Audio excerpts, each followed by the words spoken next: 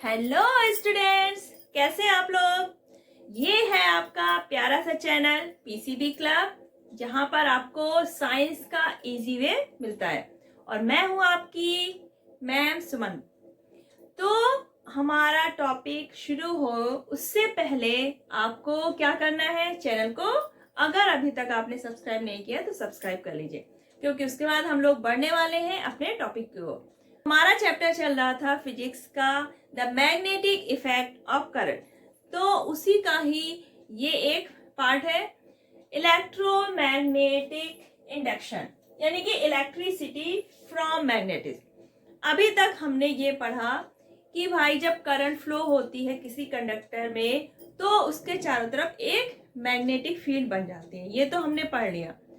अब इसका उल्टा यहाँ पर ये बताया जा रहा है कि अगर किसी मैग्नेट के बीच में कोई मैग्नेट है, उसके बीच से जो उसकी मैग्नेटिक फील्ड है, मैग्नेट के बीच क्या होगी, मैग्नेटिक फील्ड होगी। जो मैग्नेट पोल होते हैं उनके बीच क्या होती है, मैग्नेटिक फील्ड। तो किसी मैग्नेट के बीच से अगर हम किसी वायर को मूव कराते हैं तो उसमें करंट पैदा हो जाती है। तो ये कहलाता है हमारा प्रोसेस इलेक्ट्रोमैग्नेटिक इंडक्शन, यानी कि मैग्नेटिज्म या मैग्नेटिक फील्ड के कारण या मैग्नेट्स के कारण अगर करंट प्रोड्यूस होती है किसी कंडक्टर में, तो ये हो गया आपका इलेक्ट्रोमैग्नेटिक इंडक्शन। तो आज हम लोग यही पढ़ने वाले। तो ये जो हमारी प्रोसेस है ये डिस्कवर की थी एक है आपके ब्रिटिश साइंटिस्ट माइकल फेराडे और अमेरिकन साइंटिस्ट जोसेफ हेनरी। इन्होंने इंडिपेंडेंटली काफी रिसर्च किया, डिस्कवरी की और 1831 में ये लॉ आ गया कि माइकल फेराडे और जोसेफ हेनरी ने क्या डिस्कवर किया है, इलेक्ट्रोमैग्नेटिक इंडक्शन। तो इलेक्ट्रोमैग्नेटिक इंडक्शन में आपका एग्जांपल, जब आप एक हॉर्स शू शेप मैग्नेट लेते हैं, उसके बीच से आप स्ट्रेट वायर मूव कराते हैं, तब उसमें जो करंट इंड्यूस्ड होती है तो वो क्या कहलाता है, हमारा इंड्यूस्ड करंट हो गया और ये इफेक्ट कहलाता है इलेक्ट्रोमैग्नेटिक इंडक्शन। तो ये आपका एग्जांपल है इलेक्ट्रोमैग्नेटिक इंडक्शन का। अब अगर आप स्ट्रेट वायर की जगह वायर का कॉइल लेते हैं कॉइल फॉर्म में, और उसके कॉइल के बीच से आप किसी बार मैग्नेट को मूव कराते हैं, तब अगर वायर में करंट प्रोड्यूस होती है तो ये भी आपका हो गया इलेक्ट्रोमैग्नेटिक इंडक्शन, यानी कि करंट हमारी उसमें इंड्यूस्ड हुई। तो इस प्रोसेस में मेन बेस ये है कि अगर करंट हमें इंड्यूस करानी है तो आप दो चीजें लेंगे, एक तो वायर लेंगे, कंडक्टर वायर लेंगे, और दूसरा आप मैग्नेट लेंगे। तो दोनों में से आपकी एक चीज मूव करनी चाहिए और दूसरी चीज फिक्स। यानी कि अगर आप आपने मान लिया मैग्नेट ले लिया, ठीक, ये हॉर्सशू मैग्नेट, इसके बीच से वायर, ये हमारा वायर हो गया। अब अगर आप मैग्नेट्स को मूव कराते हैं, वायर को फिक्स रखते हैं, तब भी हमारी इसमें करंट क्या होगी, इंड्यूस्ड होती है। अगर हमने मैग्नेट को फिक्स रखा है, वायर को मूव कराया, तब भी करंट हमारे मैग्नेट इसमें वायर में क्या होगी, इंड्यूस होगी। यानी कि दोनों में से एक चीज फिक्स रहनी चाहिए और एक में मूवमेंट होना चाहिए, तब हमारी करंट इंड्यूस्ड हो जाती है कंडक्टर में। तो ये जो इलेक्ट्रोमैग्नेटिक इंडक्शन का प्रोसेस है, तो ये आपका मेन बेस है जनरेटर कंस्ट्रक्शन का। जो आपके पावर हाउसेस होते हैं, तो वहां पर जब इलेक्ट्रिसिटी प्रोड्यूस की जाती है तो उसमें जो जनरेटर बनते हैं उसका मेन बेस आपका इलेक्ट्रोमैग्नेटिक इंडक्शन ही है।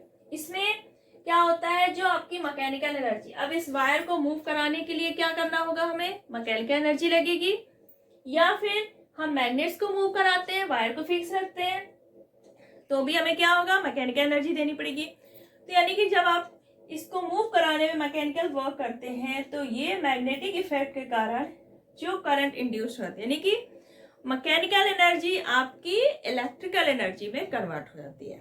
ठीक, तो हम दो टाइप से पढ़ने वाले हैं इलेक्ट्रोमैग्नेटिक इंडक्शन। पहला तो स्ट्रेट वायर और हॉर्सशू टाइप मैग्नेट। ठीक, यानी कि इसमें हम मैग्नेट कैसा लेंगे, हॉर्सशू टाइप का, और वायर होगा स्ट्रेट। सेकेंड होगा हमारा एक कॉइल होगी कंडक्टर की, और मैग्नेट में क्या लेंगे हम लोग, एक बार मैग्नेट। लेकिन इससे पहले आपको एक टर्म है, दैट इज गैल्वेनोमीटर। गैल्वेनोमीटर ये आपको पता होना चाहिए। तो ये एक इंस्ट्रूमेंट होता है लाइक दिस। इसका काम क्या है, ये डिटेक्ट करता है करंट को। ये क्या है, करंट डिटेक्टर इंस्ट्रूमेंट है। क्या करता है, करंट डिटेक्टर इंस्ट्रूमेंट है। ये करंट डिटेक्ट करता है। अगर इसको किसी सीरीज में जोड़ देते हैं, किसी सर्किट से, कोई हमने सर्किट लिया है, ठीक है, कोई वायर है, कोई सर्किट है, उसमें हमने सीरीज में इसको जोड़ दिया। जिस वायर से करंट जा रहा है या जिस सर्किट से करंट होके जा रही है, उसमें हम इसको सीरीज से जोड़ देते हैं। तो इसमें एक पॉइंटर होता है। नॉर्मली ये 0 पर पॉइंट रहता है, लेकिन जब इस सर्किट से या वायर से करंट होके पास होती है तो इसमें डिफ्लेक्शन होता है और आपकी नीडल डिफ्लेक्ट होके या तो लेफ्ट साइड आ जाती है या राइट साइड। ये डिपेंड करती है करंट की डायरेक्शन पे।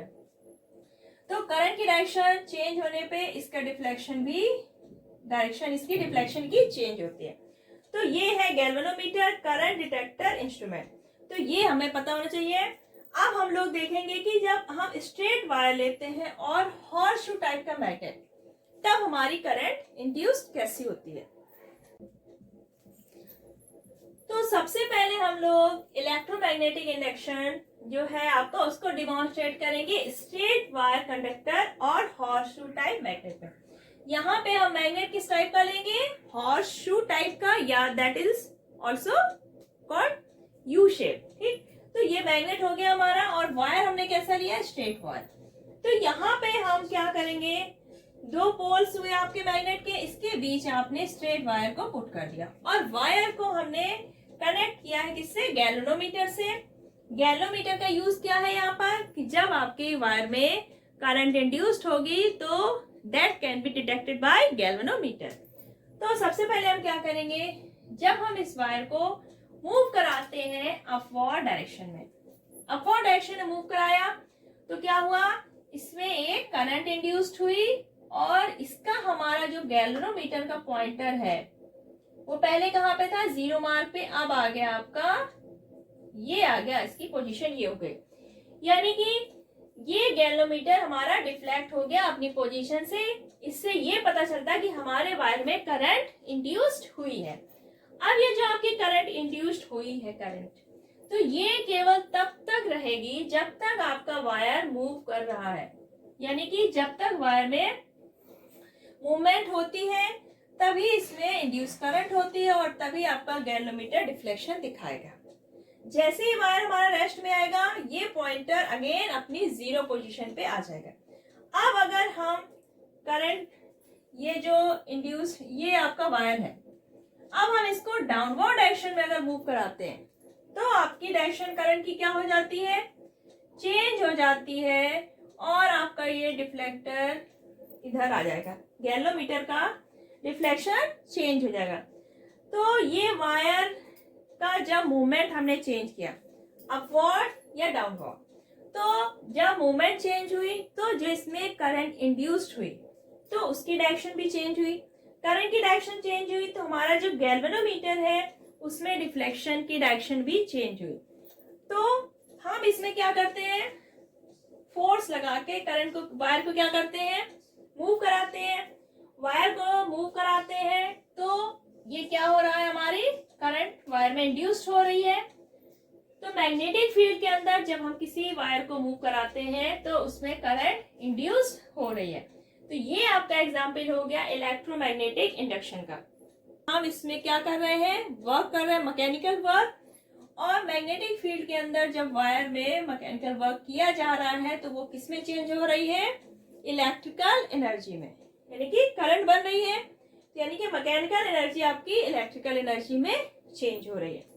अब ये करंट इंड्यूस्ड होती क्यों है, ऐसा क्यों होता है, तो वायर में क्या होते हैं, फ्री इलेक्ट्रॉन्स होते हैं। जब हम वायर को मूव कराएंगे तो जो इलेक्ट्रॉन्स उसमें फ्री घूम रहे हैं उनमें क्या होगा, एक फोर्स लगेगा। फोर्स लगने के कारण वो वायर में मूव करना शुरू कर देंगे। पहले क्या होते हैं, केवल रेस्ट में होंगे फ्री इलेक्ट्रॉन, जब उसे फोर्स लगेगा वो मूव करना शुरू हो जाएंगे और हमारी करंट इंड्यूस्ड हो जाएगी। तो जब हम मूवमेंट की डायरेक्शन चेंज करते हैं तो हमारी इंड्यूस्ड करंट की डायरेक्शन चेंज होती है। इंड्यूस्ड करंट की डायरेक्शन चेंज होती है तो हमारा डिफ्लेक्टर जो गैल्वेनोमीटर में है वो भी डायरेक्शन चेंज करता है। तो यहाँ पे करंट की डायरेक्शन कॉन्टिन्यूसली चेंज हो रही है। तो ये करंट आपकी कौन सी करंट हुई? Alternating current. शॉर्ट में आप एसी या स्मॉल में भी एसी लिख सकते हैं। तो ऐसी करंट जिसकी डायरेक्शन कॉन्टिन्यूसली चेंज हो रही है दैट इज कॉल्ड अल्टरनेटिंग और एसी करंट। तो जो हमारे घरों में करंट आती है वो आपकी कौन सी होती है? Alternating current. आपके जो बहुत सारे इंस्ट्रूमेंट है लाइट वगैरह तो ये एसी में भी चल जाते हैं, लेकिन जो आपका रेडियो है, टेलीविजन, ये डीसी पे ही चलते हैं, यानी कि डायरेक्ट करंट। उसको हम आगे पढ़ेंगे। तो हमारे टेलीविजन और रेडियोज में कुछ ऐसी डिवाइसेस होती हैं जो हमारे घरों की अल्टरनेटिंग करंट को डायरेक्ट करंट में चेंज कर देते हैं और कंटिन्यू चलते रहते हैं। तो ये जो आपका प्रिंसिपल है इलेक्ट्रोमैग्नेटिक इंडक्शन का, कि जब किसी वायर को मूव कराते हैं मैग्नेटिक फील्ड में तो उसमें करंट इंड्यूस्ड होती है। तो ये प्रिंसिपल आपका बेस है इलेक्ट्रिक जनरेटर्स के लिए, जहां पर पावर हाउस में इस प्रिंसिपल का यूज करके इलेक्ट्रिसिटी बनाई जाती है। Electromagnetic induction by a coil and a bar magnet. अभी हमने क्या पढ़ा? एक हॉर्सशू मैग्नेट लिया और आपका स्ट्रेट वायर लिया। यहाँ पे हम क्या लेंगे? वायर की एक कॉइल लेंगे और एक बार मैग्नेट लेंगे। अब आपका देखिए ए बी एक वायर है, इसको हमने कॉइल फॉर्म में चेंज किया और इसके दो एंड्स के बीच हमने क्या लगा दिया? एक गैल्वेनोमीटर। गैल्वेनोमीटर का क्या काम है आपको पता ही होगा, ये करंट को डिटेक्ट करेगा। अब हम एक बार मैग्नेट लेते हैं। ठीक, बार मैग्नेट को हमने पहले क्या किया? ये है आपका एक बार मैग्नेट, ये नॉर्थ और ये साउथ पोल। तो बार मैग्नेट को पहले हमने इस कॉइल के अंदर स्टेशनरी रखा हुआ है, ठीक, सिंपल रखा हुआ है, तब इस पे कोई डिफ्लेक्शन नहीं होगा, कोई करंट इंड्यूस नहीं होगी। जब हमने इस बार मैग्नेट को कॉइल के अंदर पुश किया, अंदर की तरफ पुश किया, यानी कि मैग्नेट हमारा कॉइल के बीच से क्या हो रहा है? मूव हो रहा है, तब हमारे इसमें करंट इंड्यूस्ड हो जाती है और हमारा डिफ्लेक्टर यहाँ पर आ जाता है। तो जब हमने मैग्नेट को कॉइल्स के अंदर पुश किया, अंदर की तरफ मूव किया, तो हमारी करंट इंड्यूस्ड हुई और डिफ्लेक्टर हमारा इस डायरेक्शन में हुआ। अब अगर हम इस बार मैग्नेट को बाहर की ओर पुल कर लेते हैं, बार मैग्नेट को क्या किया हमने? बाहर की तरफ पुल किया। अब जब डायरेक्शन इसकी क्या हुई? मूवमेंट की चेंज हुई। यहाँ पे हम अंदर की ओर कर रहे थे, यहाँ पे हमने बाहर की तरफ पुल किया, तब हमारी करंट की डायरेक्शन भी चेंज हो जाएगी और जो हमारा डिफ्लेक्टर है वो दूसरी डायरेक्शन में डिफ्लेक्ट होगा। यानी कि जो हमारी बार मैग्नेट की मूवमेंट होगी जैसी, तो उसी हिसाब से हमारी करंट इंड्यूस्ड होती है, डायरेक्शन चेंज होती है, तो हमारे डिफ्लेक्टर का जो पॉइंटर है वो भी चेंज होता रहता है। तो यहाँ पे भी क्या हो रहा है? आपकी करंट की डायरेक्शन कंटिन्यू चेंज हो रही है, क्योंकि ये मूव करना जरूरी है। अगर ये मूव नहीं होगा करंट हमारी इंड्यूस नहीं होगी और इसकी मूवमेंट की डायरेक्शन भी बार बार क्या करेंगे? हम चेंज करेंगे, एक बार पुल एक बार पुश, तो करंट की डायरेक्शन चेंज होगी और डिफ्लेक्टर का जो पॉइंटर है वो भी अलग अलग डायरेक्शन में चेंज होगी। तो यहाँ पर भी करंट की डायरेक्शन कॉन्टिन्यूसली चेंज हो रही है, तो ये भी आपकी क्या हो जाएगी? AC current. तो ये जो आपका प्रिंसिपल है कि कॉइल और बार मैग्नेट का, तो ये प्रिंसिपल आपका यूज करते हैं हम लोग लार्ज स्केल में करंट प्रोड्यूस करने के लिए इन बिग इलेक्ट्रिक जनरेटर्स में।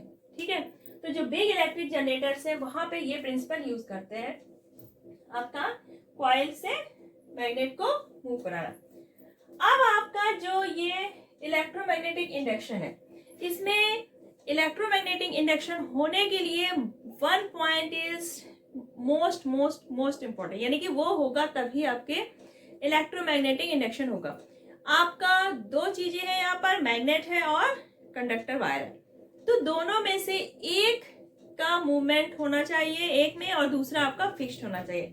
दोनों ही स्टेशनरी नहीं होंगे, ना ही दोनों एक साथ मूव करेंगे। ठीक, तो आपका मैग्नेट है यहाँ पर और आपका वायर है, तो या तो ये फिक्स रहेगा, ये मूव करेगा, ठीक, या फिर ये मूव करेगा और ये फिक्स रहेगा। तो यानी कि एक फिक्स रहेगा, एक मूव करेगा, ये कंडीशन एप्लीकेबल होगी, तभी आपका इलेक्ट्रोमैग्नेटिक इंडक्शन होगा। तो बहुत सारे रिसर्च के बाद ये फैराडे और हेनरी ने कुछ ऑब्जर्वेशन दिए आपके इलेक्ट्रोमैग्नेटिक इंडक्शन के लिए। So after performing the large number of experiment, Faraday और हेनरी ने कुछ ऑब्जर्वेशन दिए आपके इलेक्ट्रोमैग्नेटिक इंडक्शन से रिलेटेड।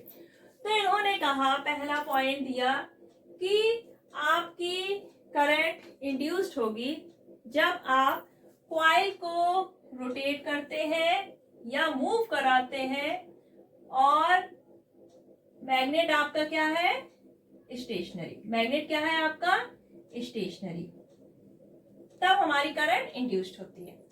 अगर आप कॉइल या जो आपका कॉइल है, कॉइल को आप स्टेशनरी रखते हैं और मैग्नेट को मूव कराते हैं, तब हमारी करंट इंड्यूस्ड होगी।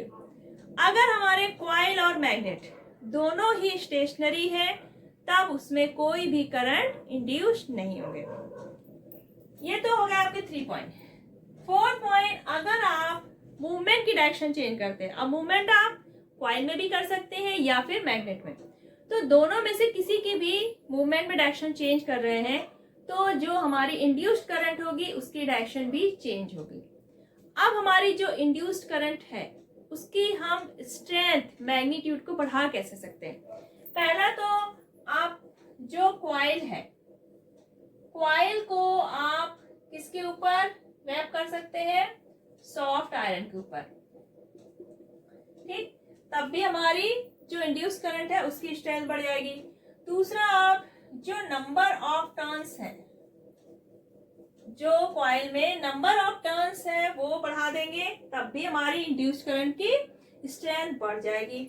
आप जो मैग्नेटिक फील्ड प्रोड्यूस करने के लिए मैग्नेट लेते हैं, अगर हम मैग्नेट थोड़ा पावरफुल लेंगे, पावरफुल मैग्नेट लिया हमने, तो हमारी करंट जो इंड्यूस्ड हो रही है उसकी भी स्ट्रेंथ बढ़ जाएगी। बाय रोटेटिंग, जो आप स्पीड कर रहे हैं, रोटेट करने की जो स्पीड है, by increasing the speed of rotation और मूवमेंट ऑफ वायर और मैग्नेट, आप या तो वायर को मूव करा रहे होंगे या फिर मैग्नेट, तो जो मूवमेंट की स्पीड है, रोटेशन की, अगर वो बढ़ा देते हैं तो भी हमारी जो स्ट्रेंथ है इंड्यूस्ड करंट की वो बढ़ जाती है। अब जो हमारी इंड्यूस्ड करंट है इसकी डायरेक्शन निकालने के लिए फ्लेमिंग ने दिया राइट हैंड रूल। अब इसमें क्या पढ़ चुके हैं, फ्लेमिंग का लेफ्ट हैंड रूल पढ़ चुके हैं, मैक्सवेल का थंब रूल पढ़ चुके हैं। तो अब हम लोग पढ़ेंगे फ्लेमिंग का राइट हैंड रूल। तो इसमें हमें पता चल जाएगा कि इंड्यूस्ड करंट की डायरेक्शन क्या होगी। इसके लिए हम क्या करते हैं, अपना राइट हैंड यूज करना है। राइट हैंड में हमें अपना थंब, 4 फिंगर और ये सेंट्रल फिंगर, तीनों ही फिंगर्स को परपेंडिकुलर डायरेक्शन में अरेंज करना।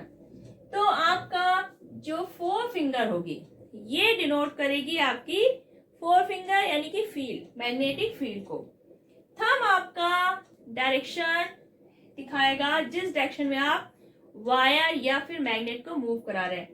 तो थंब क्या होगा, मोशन की डायरेक्शन, वायर को मूव कराते हैं तभी हमारी क्या करंट इंड्यूस्ड होती है। ये आपकी 4 फिंगर फील्ड को दिखाएगी और जो सेंट्रल फिंगर है ये दिखाएगी आपकी डायरेक्शन करंट जो आपकी इंड्यूस्ड हुई है। मान लीजिए कोई वायर है, ये है वायर, ठीक, तो इसमें जो फील्ड की डायरेक्शन है, मैग्नेटिक जो फील्ड बन रही है, मैग्नेटिक फील्ड की डायरेक्शन है ईस्ट से वेस्ट डायरेक्शन। क्या है, ईस्ट से वेस्ट डायरेक्शन में, ठीक। और जो आपका फोर्स लग रहा है ये मान लीजिए, ठीक, ईस्ट से वेस्ट डायरेक्शन में क्या हो रहा है, आपका फील्ड है। जो मोशन हो रहा है वो हो रहा है डाउनवर्ड डायरेक्शन में। मोशन क्या हो रहा है, फोर्स किधर लग रहा है आपका, डाउनवर्ड डायरेक्शन में। तो इसमें इंड्यूस्ड करंट किस डायरेक्शन में होगी, तो आपको करना क्या है, थंब यूज करना है हमें, ये रहा, ठीक। आपकी मैग्नेटिक फील्ड किधर है, ईस्ट से वेस्ट, मोशन आपका डाउनवर्ड है तो हम इसको ऐसे कर लेंगे, ठीक। थंब आपका नीचे आ गया, डाउनवर्ड डायरेक्शन मोशन हो गया, ये हो गई मैग्नेटिक फील्ड की डायरेक्शन, ठीक। तो हमारी ये जो सेंट्रल फिंगर आ रही है ये किस डायरेक्शन में आ रही है आपकी, ये किस डायरेक्शन में आ रही है, नॉर्थ डायरेक्शन में। तो यानी कि जो हमारी इंड्यूस्ड करंट की डायरेक्शन होगी that will be in north direction. आपकी मैग्नेटिक फील्ड की डायरेक्शन है ईस्ट टू वेस्ट, फोर्स आपका जो वायर में लगा रहे हैं आप डाउनवर्ड डायरेक्शन लगा रहे हैं, तो करंट हमारी इंड्यूस्ड होगी नॉर्थ डायरेक्शन में। तो ये आपकी हो जाएगी इंड्यूस्ड करंट नॉर्थ डायरेक्शन में। तो ये तो हो गया आपका फ्लेमिंग का राइट हैंड रूल। इसमें आपको मैग्नेटिक फील्ड की डायरेक्शन पता होगी, आप वायर को मूव करा रहे होंगे या फिर मैग्नेट को, तो वो डायरेक्शन हमें पता होगी, हम इंड्यूस करंट की डायरेक्शन इससे निकाल देंगे।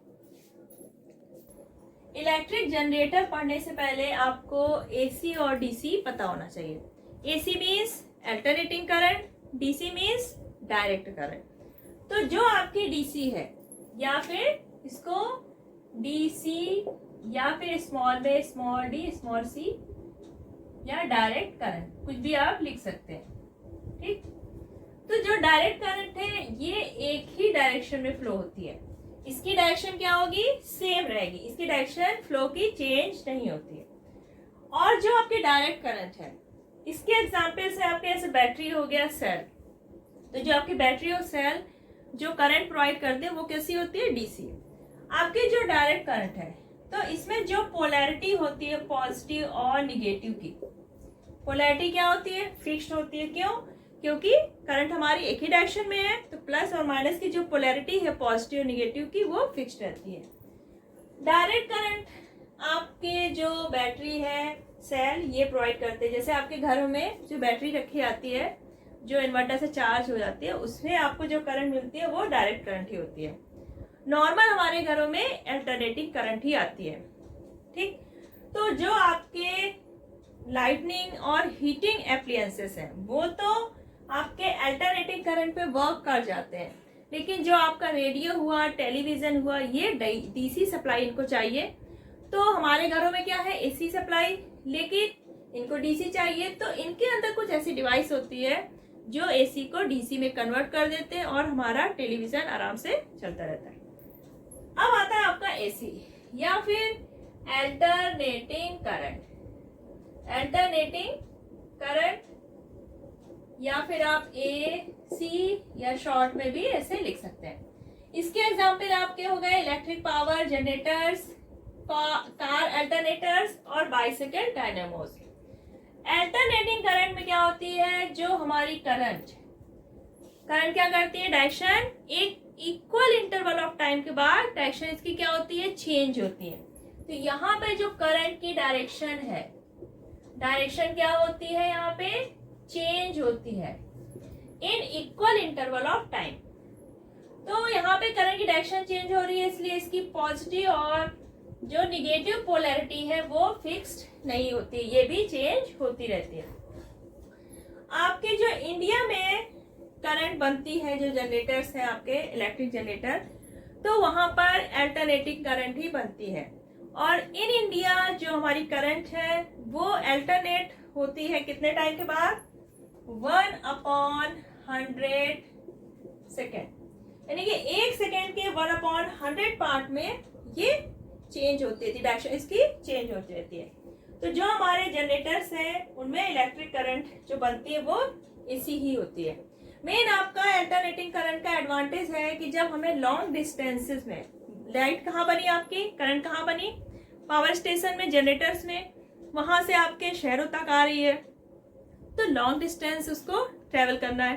तो लॉन्ग डिस्टेंस ट्रेवल करने में जो आपकी अल्टरनेटिंग करंट होगी उसमें जो लॉस होता है, इलेक्ट्रिकल एनर्जी लॉस होगी, तो वो काफी कम होती है। तो हमारे जो पावर जनरेटर है वहां पे एसी करंट ही बनती है और हमारे घरों में जो सप्लाई है वो एसी की होती है। उसके बाद जो आपकी बैटरी है वो इसको डीसी में चेंज कर देती है, और जो हमारे घर में जब लाइट चली जाती है तो जो आपकी बैटरी से आ रही होती है दैट इज डीसी करंट। तो ये तो हो गया आपका एसी और डीसी। इसके बाद आपका नेक्स्ट टॉपिक होगा इलेक्ट्रिक जनरेटर्स। उसमें आपका एसी जनरेटर भी होगा और डीसी जनरेटर, जो हम नेक्स्ट वीडियो में पढ़ने वाले हैं। तो अगर आपको वीडियो अच्छा लगा हो तो इसको लाइक कीजिए, शेयर कीजिए। तब तक अपना ख्याल रखिए, बाय बाय।